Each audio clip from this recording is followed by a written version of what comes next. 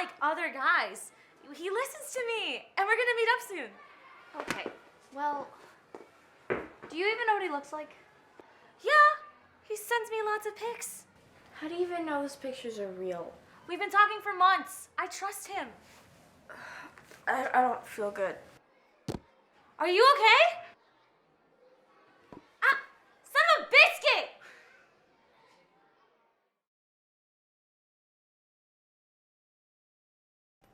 Hey, how are you feeling? I'm fine. Doctor's saying pretty malnourished. That sounds kind of serious. And what's going on? Is there something we don't know? It's nothing I can't deal with on my own. Besides, it's not the first time this has happened. What do you mean it's not the first time? Well, Come on. Tell us what's going on. We're here to listen. it's this diet I'm on.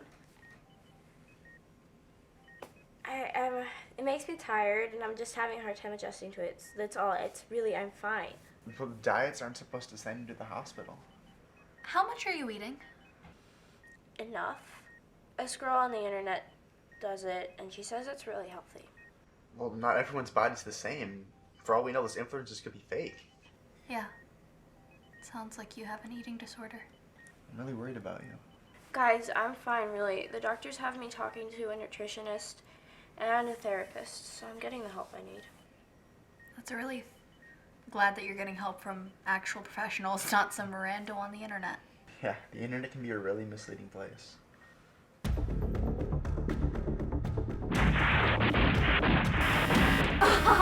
That was a good game. Yeah, we should meet up. Yeah, totally. Hey, Mom, I'm gonna go visit Beets today. Okay, honey. Be back by 7.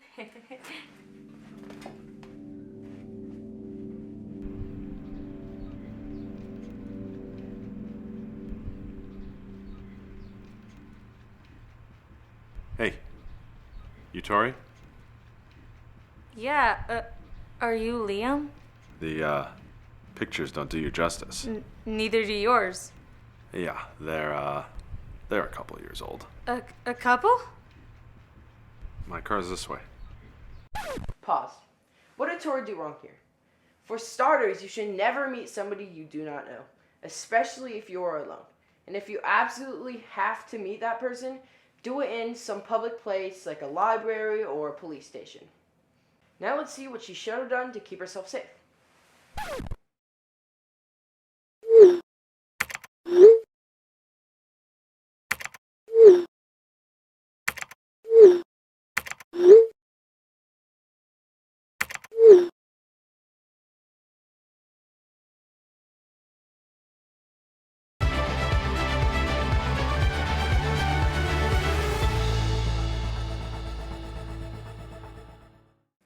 Hello, today I'm here with Courtney Noster, a licensed professional clinical counselor.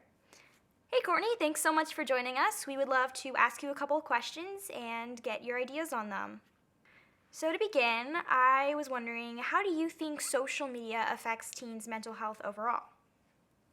I think it really can start to wear out their sense of self and make them feel like they're not good enough. There's a lot of social comparison that happens. Interesting. Yeah, no, that makes a lot of sense.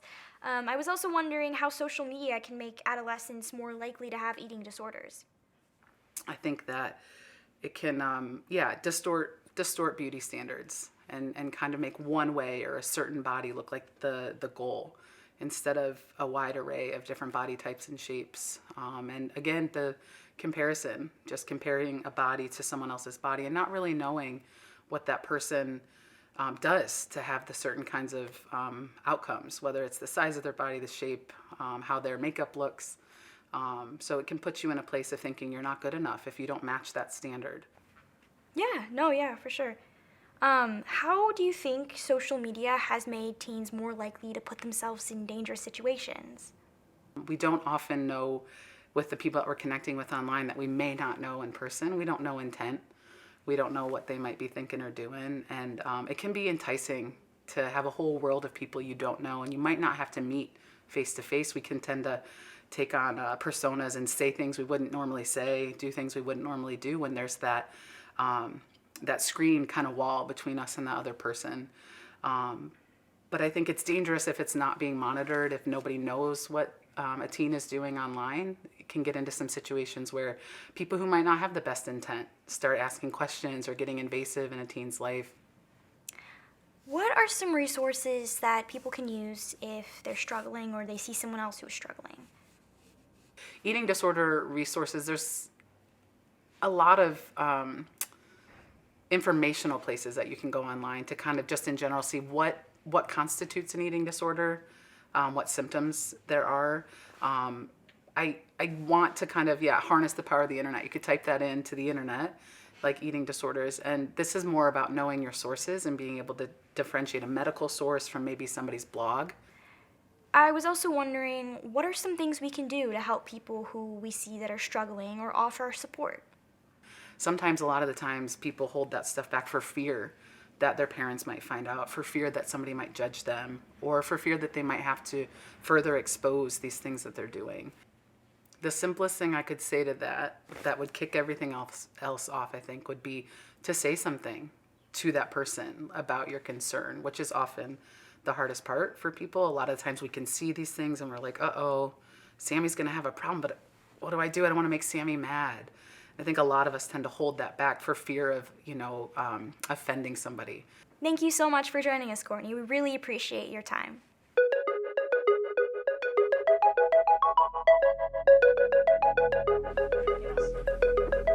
Hey, guys. This is Van. He just joined the theater program. Hey. Yo. Hey, I'm glad you're okay. You look great. Oh, thank you. Yeah, I'm really glad you guys are both able to get the help you need, but not everyone's that lucky. Social media can influence people in a lot of negative ways, and I mean, this is just 2 examples.